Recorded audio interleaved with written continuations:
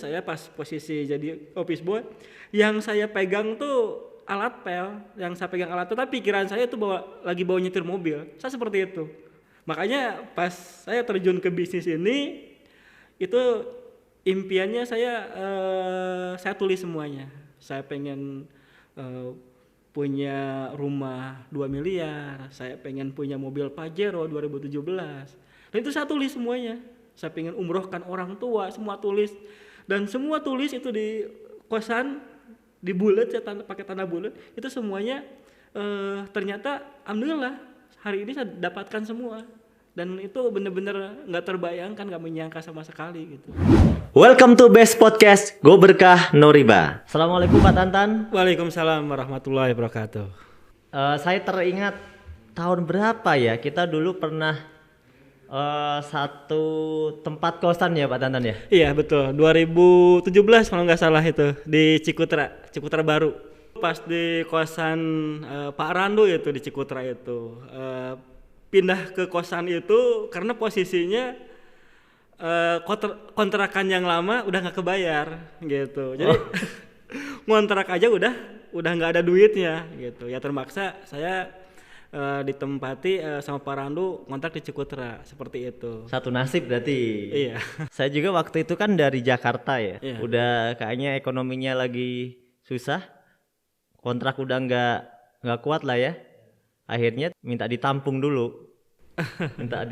Ya, memulai Iya, dulu betul. sama Pak Randu waktu itu. Jadi sangat berterima kasih sekali ya tentunya dengan Pak Randu yang sudah mengarahkan Pak Tantan dan juga saya dan juga teman-teman yang lain. Waktu itu ada siapa lagi ya yang juga barengan di Cikutra itu? Kalau di Cikutra saya aja sama Pak Nur Kualis kan berdua gitu. Ada Pak Hendra bukannya ya? Pak Hendra nginep di nggak terlalu tinggal di sana. Pak Hendra yang dari Lampung itu. Oh, dia cuma sebentar gitu ya. Iya, nitip barang udah selesai gitu kan. Tapi kalau kita yang emang di situ ya. Saya di sana sampai kurang lebih setahun lah merintis bisnis.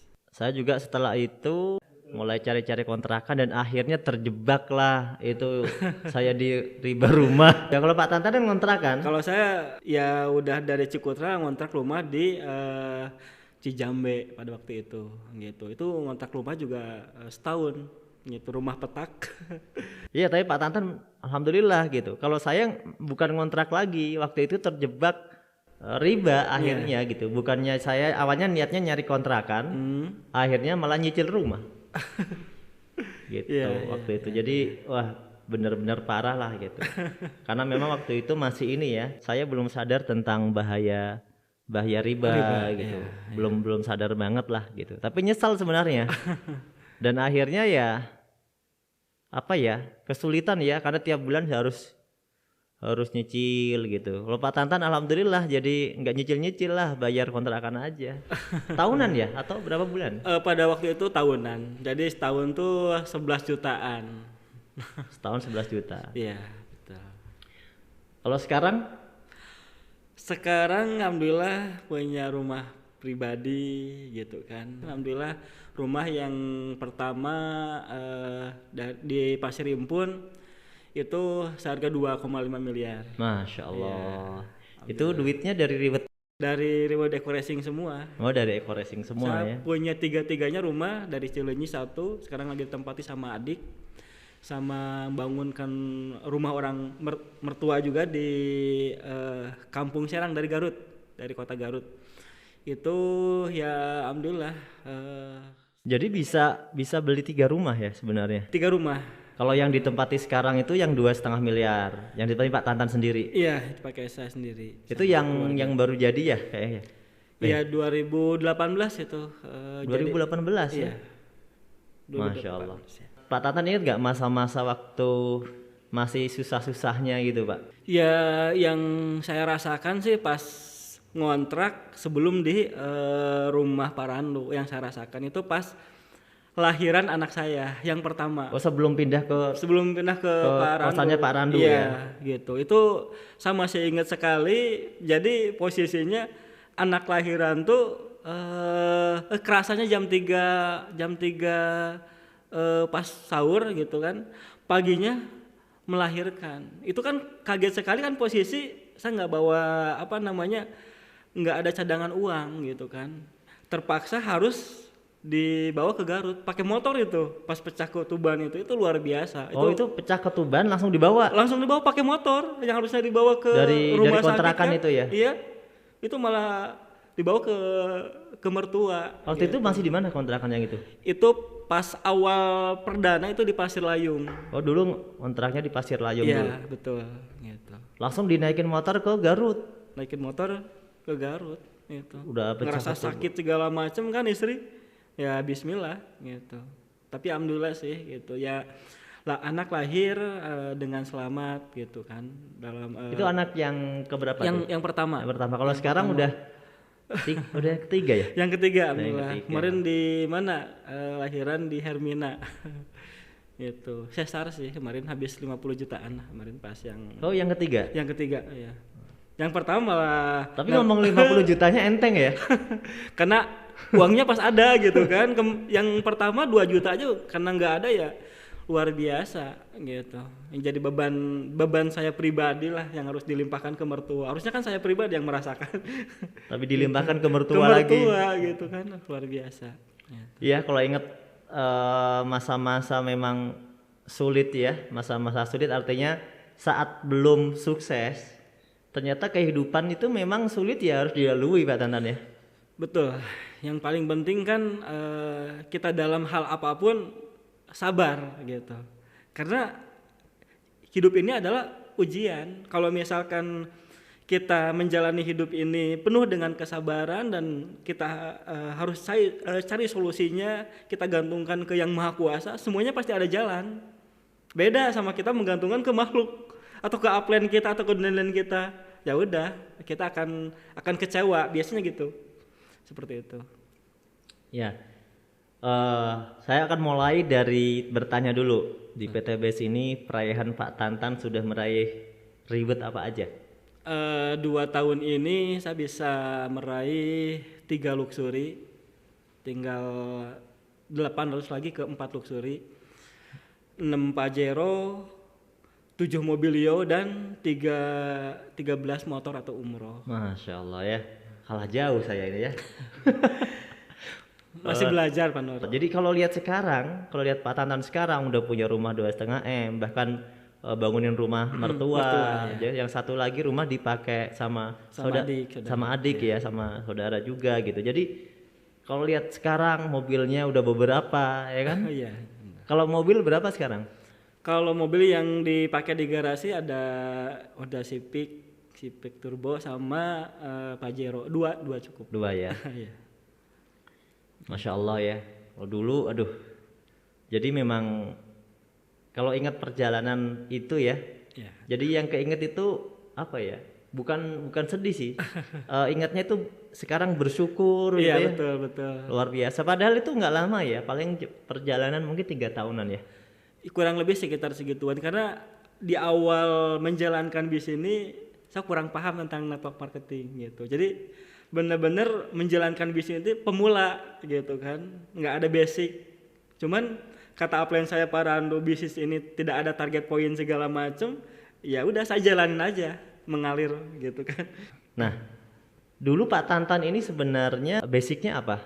Jadi dulu saya taunya ya kerja, karyawan, terus ya mengabdi ke perusahaan gitu, seperti itu gitu. Jadi kadang-kadang dulu awalnya ya pemalu tuh ada, kalau sekarang udah nggak ada lah. Kalau dulu bener-bener ketemu orang aja udah susah gitu. Sebenarnya kalau sekarang mah udah nggak malu, nggak malu, udah pede ya, udah percaya dirinya udah tinggi, karena udah dapat hasil. Nah, kalau dulu pertama kali nih terinspirasi ikut bisnis ini alasannya apa Pak? Ada nggak ceritanya tuh? Sebenarnya dulu saya terinspirasi terhadap bisnis ini tuh, saya ngelihat leader-leader yang udah berhasil di bisnis ini. Kok dia liburan aja bisa mendapatkan hasil ya, sedangkan yang posisi saya pribadi yang kerja, mungkin untuk dapat hasil itu harus kerja dulu 1 bulan baru dapat hasil. Jadi saya teringat tuh, pengen saya ketika saya ada liburan, ada ibadah misalkan, tapi uang tetap mengalir ke rekening saya. Saya ada kepikiran seperti itu. Oh, Pak Tantan dulunya karyawan ya? Karyawan. Yang pertama saya menjadi office boy juga, cleaning service, MGM itu namanya dulu tuh. Itu saya cleaning service tuh di Jogja Kepatihan. Saya mengenal bisnis ini tuh mengenal gitu. Cuman saya yang dulu pernah dengerin tuh network lain, saya dengerin gitu kan seperti itu. Itu luar biasa, banyak orang yang sukses segala macem. Makanya saya pas posisi jadi office boy, yang saya pegang tuh alat pel, yang saya pegang alat tuh, tapi pikiran saya tuh lagi bawa nyetir mobil. Saya seperti itu. Pegang alat pel pikirannya nyetir mobil. Nyetir mobil gitu. Makanya pas saya terjun ke bisnis ini, itu impiannya saya tulis semuanya. Saya pengen punya rumah 2 miliar, saya pengen punya mobil Pajero 2017. Dan itu saya tulis semuanya. Saya pengen umrohkan orang tua, semua tulis. Dan semua tulis itu di kosan, di bulet, saya pakai tanda bulet. Itu semuanya ternyata alhamdulillah hari ini saya dapatkan semua. Dan itu benar-benar nggak terbayangkan, nggak menyangka sama sekali gitu. Karena keinginannya serius gitu ya. Betul. Padahal waktu itu Pak Tantan rasa-rasanya menjalankan bisnis ini gimana sih? Ngerti nggak sebenarnya? Kalau misalkan dibilang ngerti 100% enggak gitu. Cuman yang langkah pertama yang saya pahami adalah di bisnis ini ada potensi yang sangat luar biasa. Nggak ngerti tentang paham produk, marketing plan tuh nggak terlalu ngerti. Tapi ada potensi luar biasa ketika saya jalankan benar-benar serius. Oh ini potensinya, itu semangat saya. Kebanyakan orang gini ya Pak Tantan, kalau melihat sebuah peluang bagus gitu ya, dia langsung buru-buru berpikir, saya bisa nggak ya gitu. Berpikirnya langsung, betul. Kok saya kayaknya nggak bisa ya gitu. Dia tidak melihat potensi masa depannya, tapi kebanyakan orang malah bicara tentang kemampuan dia gitu. Betul. Ya itu sebenarnya itu hal yang wajar untuk di awal gitu. Tapi hal itu bisa dipecahkan dengan misalkan dia bawa ke home sharing, kita buka pola mindsetnya. Itu ketika terbuka pola mindsetnya, dia mau bersabar, mau berjuang dan konsisten. Sebenarnya nggak ada yang kata-kata gagal tuh nggak ada, pasti berhasil kalau mindsetnya kebuka. Tapi kan dia misalnya merasa bahwa menjalankan bisnis network itu kan bukan apa ya, bukan keterampilan dia gitu. Terus merasa dia nggak terlalu pintar ngomong gitu misalnya kan. Betul, misalnya betul. Pak Tatan merasakan gitu nggak sih sebenarnya? Awalnya merasakan, cuman ketika saya dengar kaset motivasi tentang network ini, ternyata ya itu semua adalah teknis gitu. Itu teknis. Iya, itu. Yang paling penting kan bukan masalah itu mau atau tidak gitu. Kalau misalkan mau ya kita akan terus belajar yang paling penting itu. Dan sampai sekarang juga saya pribadi ngerasa saya bukan orang hebat gitu. Saya bukan orang yang udah pintar segala macam, bukan. Tapi saya gimana caranya, saya harus terus belajar dan terus menjalankan bisnis ini gitu. Seperti itu. Alhamdulillah ya. Jadi sekarang Pak Tantan mitranya yang sudah berhasil banyak ya? Ada, kalau yang udah tembus 3 luxury saya hitung-hitung tuh ada 15 luxury. Dan total ada 15 luxury total di bawah 15 luxury ya. Di bawah grupnya Pak Tantan. Di grup saya pribadi. Kalau Pajero mungkin saya nggak terlalu kehitung ya Pajero Mobilio. Yang luxury-nya aja saya hitung ada 15 luxury gitu. Luar biasa. Pak Tantan tadi baru dapat 3 ya? Saya baru dapat 3 luxury, mitra saya ada yang dapat 5 luxury. Ada yang dapat 5 ya? Ada, Pak Trendy namanya. Itu dulu mantan tukang ojek online. Lebih banyak ya? Lebih banyak, malah lebih banyak mitra saya gitu kan. Ada yang dapat 2 luxury, 1 luxury gitu. Ya artinya di bisnis ini kan berarti kan bukan siapa yang duluan, tapi siapa yang mau memperjuangkannya kan gitu.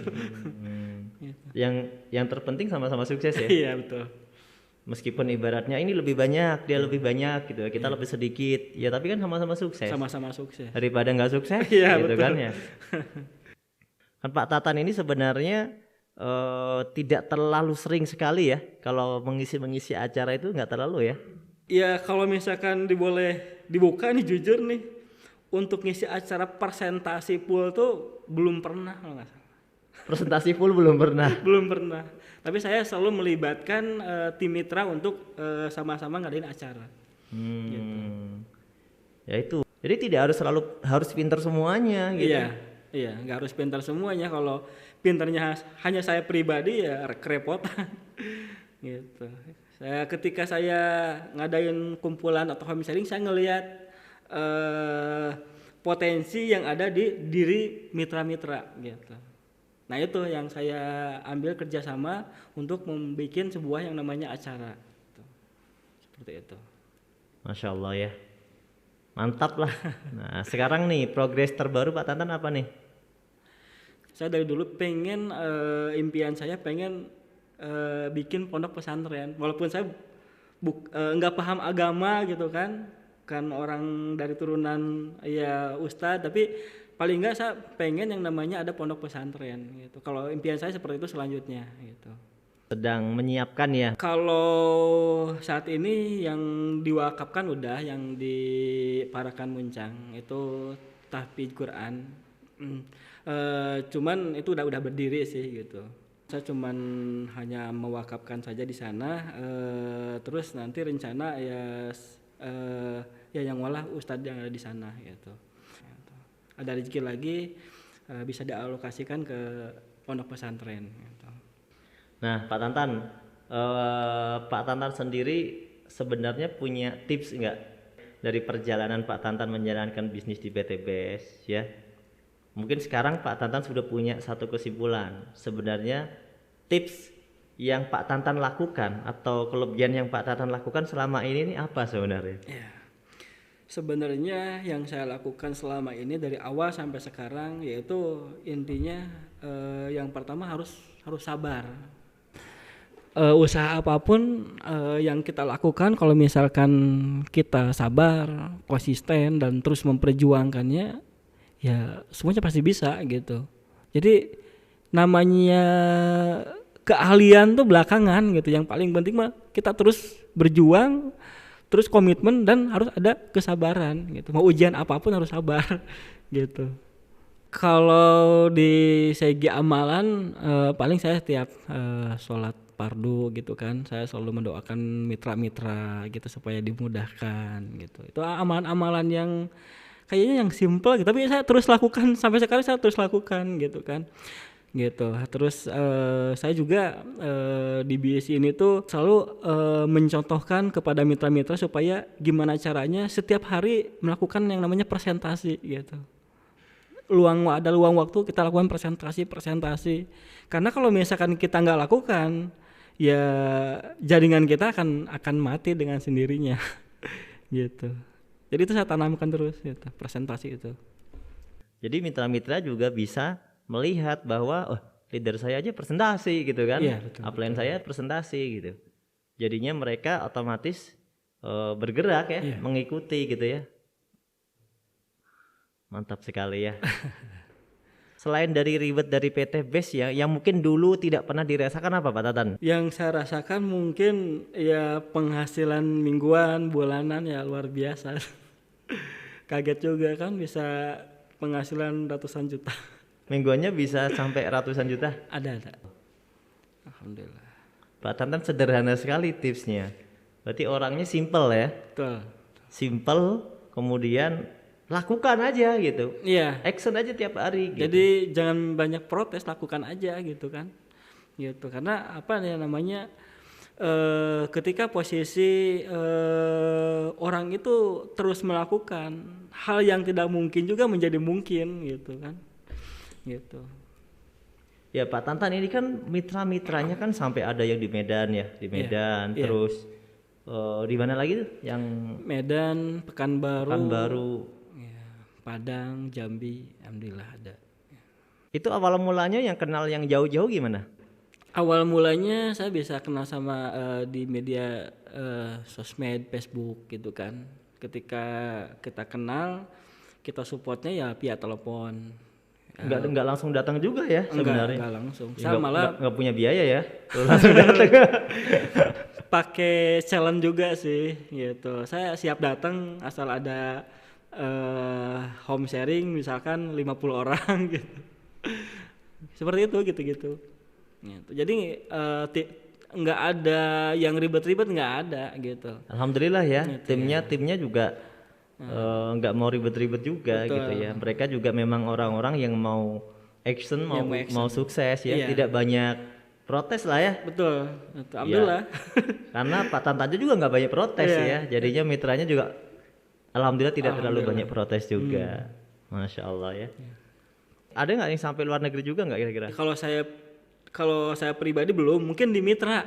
Mungkin di mitra Di ya. mitra ada yang di Malaysia sampai saat ini juga terus kirimkan paket setiap harinya di Malaysia. Iya, mitra-mitra Pak Tantan saya amati nih banyak loh yang mereka itu banyak sekali kemampuan mereka menjalankannya lewat online ya. Ya, Saya lihat kok ada siapa yang pertama online itu Pak Asep ya. Asep Saipullah ya. Pak Asep, terus siapa lagi yang awal-awal online? Pak Asep, terus Pak Yus juga online sebenarnya. Pak Asep, Pak Yus. Iya, cuman yang offline tuh Pak M Taher sama Pak Amin Daula itu offline. Yang lainnya kebanyakannya sebenarnya online. Yang lainnya online. Termasuk Pak Trendy. Ya, Itu online semua ya. online semua. Terus ada Mas Jai, terus siapa Mas? Mas Ayub Saputra gitu. Itu rata-rata ya online semua. Ini padahal Pak Tantan sendiri kan nggak pinter online. Jadi onlinenya hanya biasa aja, sharing-sharing jarak jauh. Cuma kenalan itu ya. Iya, kenalan, nambah teman. Tapi minta-minta Pak Tantan malah tekniknya banyak loh. Iya, iya. Jago-jago loh ya. Iya. Ada yang pakai macam-macam kan caranya tuh. Ada yang pakai Facebook Ads lah gitu Iya. kan. Google Ads. Ada yang pakai Google Ads ya kan. Ada bikin website. Betul. Padahal Pak Tantan online biasa aja. Online biasa, nggak ada teknik gitu. Jadi itu kan didapat sebenarnya orang-orang itu dari beberapa kedalaman yang saya lihat dari mulai Pak Amin Daulay itu udah ratusan ke bawah.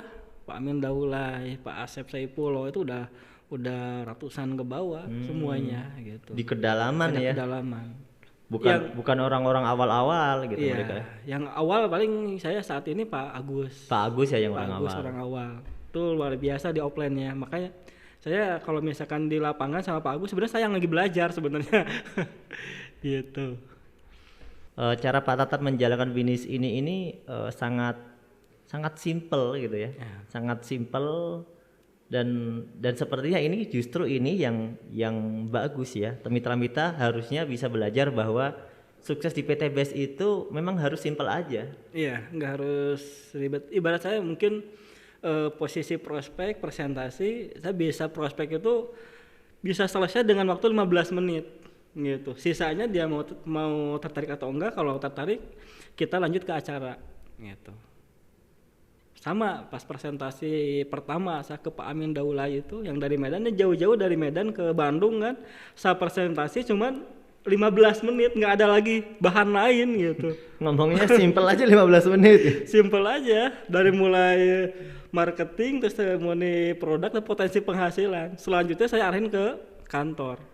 Ikut acara gitu. Ikut acara. Pulang dari kantor ternyata closing, kirain closing itu dia mau ambil paket yang basic kirain. Ternyata Pak Amin Daulay ini sama istrinya ngambil paket priority sama paket bisnis. Berarti ini orang serius. Orang serius luar biasa. Datang jauh-jauh langsung priority semua sekeluarga ya.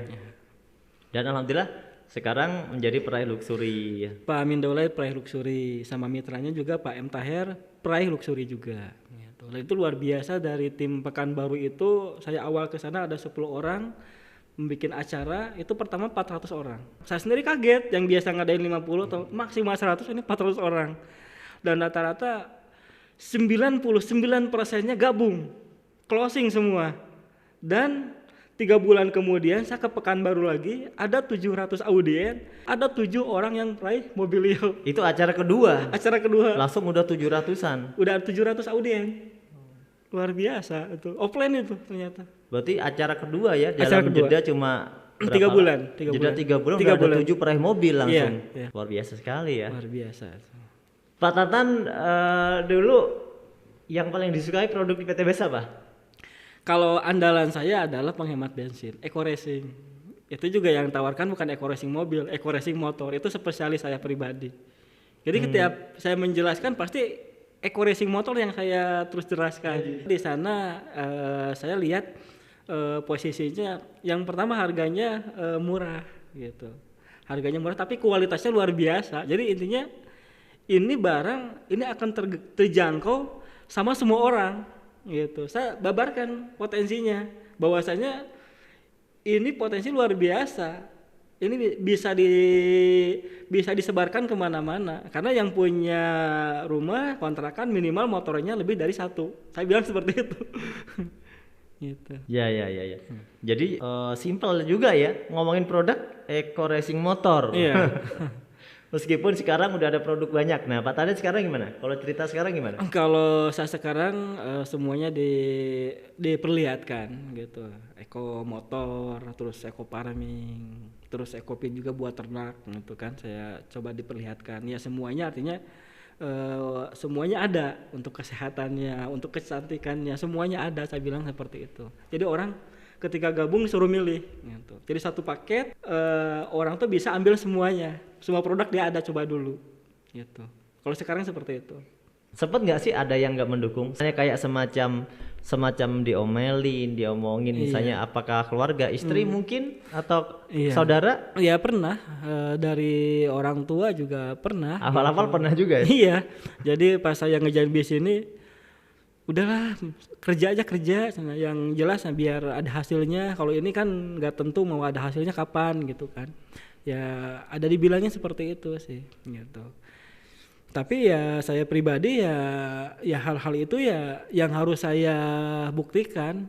Bahkan saya pengen ngeliatin hasil ke orang tua. Saya sampai jual handphone nggak terlalu mahal, cuma ratusan ribu saya jual. Ini uang hasil Eco Racing ya. Awal-awal sampai begitu. Sampai seperti itu. Karena nggak percaya ya. Iya. Orang tua nggak percaya kalau bakal ada duitnya gitu. Kalau bakal ada hasilnya. Jadi karena demi meyakinkan sampai jual handphonenya. Jual handphone ada 300.000 di amplopan. Ini hasil bisnis ini. Gitu sampai gitu. Alhamdulillah sekarang pasti wah udah percaya. Ternyata ada hasilnya bagus. Alhamdulillah. Bisa umroh bareng gitu ya. Bisa umroh, orang tua, mertua. Ya alhamdulillah itu juga sesuatu hal yang gak menyangka. Karena pada waktu itu pas saya pencairan reward unit motor, 3 unit motor kan CBR. Itu ya berpikir juga, aduh ini ambil uangnya atau gimana gitu kan. Ya saya bilang kalau misalkan ambil uangnya, mungkin uang 50 juta ya akan habis. Ya dengan seiringnya waktu ya sebentar akan habis. Tapi saya bilang ke istri seperti ini, Bunda, saya bilang ini uang reward nggak bisa dicairkan, bisanya paling diumrohkan gitu. Alhamdulillah istri dengan luar biasanya mengizinkan, ya silahkan gitu. Seperti itu. Karena kalau udah diambil uang ya pasti habis intinya gitu.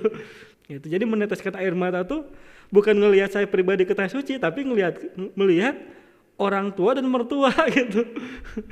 Itu yang paling itu kan justru ribet awal-awal ya. Ribet awal. Langsung dihadiahkan untuk umroh orang tua dan mertua. Keberkahannya di sana, itu berarti rahasianya. Kalau kita sadari bahwa kita membahagiakan orang tua kita kan. Iya, betul. Membahagiakan orang tua kita bukan cuma sekedar bahagia ya, bahkan ini adalah bagian dari ibadah gitu. Iya. Mengajak orang tua ibadah ke tanah suci. Ya. Dan itu bisa jadi memang doa orang tua dalam hati juga kan. Dan setelah itu bertubi-tubi kan rezekinya. Alhamdulillah. Jadi udah memberangkatkan kedua orang tua, ya ibu sama mertua. Itu bulan keduanya, jadi nggak orang lain kan tembus Mobilio dulu nih ceritanya. Mobilio terus Pajero. Ini langsung ke Pajero. Kalau dulu Fortuner gitu, langsung ke Fortuner gitu. Bah, gimana ceritanya langsung ke Fortuner? Iya, tembusnya Mobilionya 3. Makanya naiknya karena 3 mobil hitungannya langsung Fortuner. Langsung Fortuner. Masya Allah ya. Nah itu ini tadi yang saya temukan. Kan dari tadi saya mencari. Ini rahasianya di mana? Ternyata rahasianya ribet awal-awal itu langsung dihadiahkan kepada orang tua untuk umroh. Saya pribadi sih mengumrohkan orang tua itu sebenarnya impian sejak lama. Impian yang awal ya itu gitu. Impian awal itu sebenarnya itu gitu. Cuman kan saya cuman bilang ke orang tua, mah bentar lagi umroh ya, gitu. Bisa jadi ya Allah menolong ya lewat wasilah bisnis ini, gitu. Gitu. Allah yang memudahkan semuanya. Kalau misalkan tanpa yang maha kuasa ya semuanya susah. Ya artinya semuanya kalau misalkan kita terus bisa melewati prosesnya dan sabar ketika ada masalah gitu. Ya dengan kondisi kita bertahan dan kita bisa memecahkan suatu masalah dengan solusi, ya insya Allah gitu. Semuanya akan mudah. Gitu. Saya pribadi ketika ada masalah, mungkin kalau misalkan saya cerita ke teman juga belum tentu ngasih solusi. Dia ngasih solusi gitu. Makanya saya pribadi ya udah saya bangun ya dengan tahajud dengan sholat tobat gitu, witir dan lain-lain. Ya dengan seperti itu alhamdulillah minimal tenang dulu gitu, solusi nanti mengikuti gitu. Kuncinya itu impian dan sikap kita ya? Iya betul, cara kita menyikapi setiap kejadian. Dan saya ngelihatnya setiap ada kejadian apapun ini bukan masalah gitu. Walaupun misalkan posisi sakit pun ini bukan masalah, bukan. Memang sakit kan? Iya, memang sakit gitu iya. misalnya. Iya. Tapi kita harus bersikap bahwa ini bukan masalah. Bukan masalah gitu. Dengan kita posisi menghadapi dengan kesabaran itu Allah ngasih pahala sebenarnya. Ngasih pahala yang terus akan berlipat-lipat gitu. Punya seperti itu. Iya, banyak teman-teman kita ini banyak teman-teman ini mungkin bisa belajar ya. Kebanyakan ketika kita mendapatkan sebuah masalah, tantangan atau apalah, mereka itu menyikapinya yang salah sebenarnya. Betul, menyikapinya aja. Menyikapi aja yang salah. Padahal sebenarnya setiap orang tuh hampir mengalami situasi yang sama ya. Semuanya pasti ada, yang namanya orang hidup pasti ada masalah. Ada masalah. Pasti ada masalah. Ada kan? yang masalah itu menyikapinya langsung ya stres, down gitu kan. Ada yang malah marah-marah ke orang gitu kan. Iya, seperti itu. Gitu. Ada yang tenang, kita tidak anggap ujian ini, anggap ini akan menjadikan pahala yang terus menerus dan akan pahala menjadi besar gitu. Seperti itu. Jadi simpel sekali. Nggak terlalu dipikir gitu. Ada loh teman-teman kita, ketika ada satu pertanyaan dia itu langsung yaitu tadi menyikapinya itu berlebihan, bahkan sampai mundur ya. Iya, hanya gara-gara satu pertanyaan. Iya betul. Pak Tantan ini menyikapinya pokoknya tenang, sabar. Sikapi semuanya dengan tenang dan sabar. Karena saya yakin semuanya pasti ada solusi. Yakin ada solusi. Kalau yang namanya ujian kan semuanya diuji. Oh, namanya ujian ada jawabannya ya? Iya. Bersikap seperti Pak Tatan ini yang tidak semua orang memang bisa. Bersikap bagaimana kita tenang menghadapi setiap masalah, problem. Teman-teman yang lain merasakan, wah kalau yang terlibat ini perjuangannya luar biasa gitu. Udah perjuangan di bisnisnya luar biasa, mikirin utangnya juga luar biasa bebannya gitu. Tapi pernah nggak bermain-main riba? Iya, awalnya aja pas posisi motor itu. Coba motor aja. Iya. Berarti waktu kerja ya? Iya, waktu kerja. Terus sampai 5 tahun, Pak Nur. Motor aja sampai 5 tahun. Sampai jadi 5 tahun itu. Jadi ceritanya tuh 3 tahun tuh kan posisi mau beres nih. Nah, ada kurang 5 juta lagi. 5 juta pinjem ke yang lain. Ternyata yang 5 juta itu harus nyicil lagi 500.000 per bulan. Jadi cicilan lagi gitu. Cicilan lagi ternyata. Gitu. Oh, saya pernah juga DP mobil. Oh iya, mobil kan pernah. Yang kan? ras itu kan posisinya pertama kan punya mobil Chevrolet. Saya DP-in mobil ras yang 40 juta. Itu ketika saya tembus reward yang dari Eco Racing yang Fortuner, si ras itu kan harusnya dioper kredit juga, ya minimal kembali 40 juta lah. Ini mah saya kasihkan aja. Saya mobil kasihkan, memilih yang Fortuner ini. Jadi nggak dibalikin DP, enggak. Dilepas, padahal udah keluar uang 100 jutaan. Yang ras ini saya lepas aja, buat dikasihkan apa gitu? Lagi. Iya. Jadi nggak saya ambil kan dua-duanya. Ribanya dilepas semua. Dilepas langsung. Masya Allah ya. Nah itu juga salah satu loh. Iya. Salah satu keajaibannya berarti di sana Pak Tatan berani melepaskan riba. Saya mobil sampai beres. Oh sampai Tapi ya tetap Pak nggak berkah gitu namanya riba, rewel terus, habisin duit terus gitu. Itu ya saya rasakan. Habis mobil masih ulang lagi saya rumah. Alhamdulillah udah beres. Udah beres alhamdulillah. Sekarang alhamdulillah udah beres semua, alhamdulillah. Ya coba gini, jadi ketika kita kena riba, pelajarannya adalah itu jadi lebih rumit. Lebih gitu. rumit ya. Lebih rumit. Iya betul. Kalau Pak Tatan tadi langsung lepas selesai. Iya. Gitu Karena kan? saya pikirnya kalau misalkan ini saya cicilan terus walaupun ada buat nyicilnya, ya 5 juta sampai 3 tahun. Mending saya udahlah, ini mobil saya serahin lagi. Balikin lagi. Gitu. Rugi kan nggak apa-apa. Yang penting ada yang sebenarnya untung itu. Untung. Kalau dilanjutin malah rugi ya. Malah rugi itu. Ada ribanya Ada banyak. riba. Semoga ya kita taubati dan semoga dosa-dosa kita diampuni. Amin. Karena memang perkara riba inilah kita justru termotivasi ada di PT BES ya. Iya. Leader-leader di PT BES ini kan semangat setelah dakwah Go Berkah No Riba. Iya. Jadi kita merasa ada semangat baru, ada dunia perjuangan baru bahwa yang dulu mungkin kita adalah para pelaku riba, akhirnya kita berniat menjadi pejuang anti riba. Nah, alhamdulillah ya semoga cerita-cerita santai kita hari ini juga bisa menjadi pelajaran buat mitra-mitra. Oke, mungkin dari saya teman-teman yang belum bergabung di Eco Racing, baiknya pelajari dulu sistemnya dan produknya. Terus ketika udah bergabung, segera posisi take action, lanjutkan perjuangannya, terus konsisten dan dengan kesabaran. Dengan sistem seperti itu, saya yakin itu adalah momentum yang benar-benar kuat, pasti kuat itu.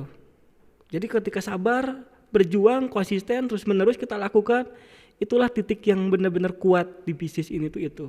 Karena nggak ada orang yang hebat di bisnis ini, yang ada adalah orang yang benar-benar terus melakukannya, gitu. Itu.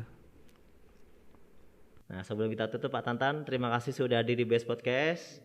Nah, sebelum kita akhiri, kita kasih salam PT BES dulu ke teman-teman yang melihat podcast ini. PT BES, Go Berkah No Riba.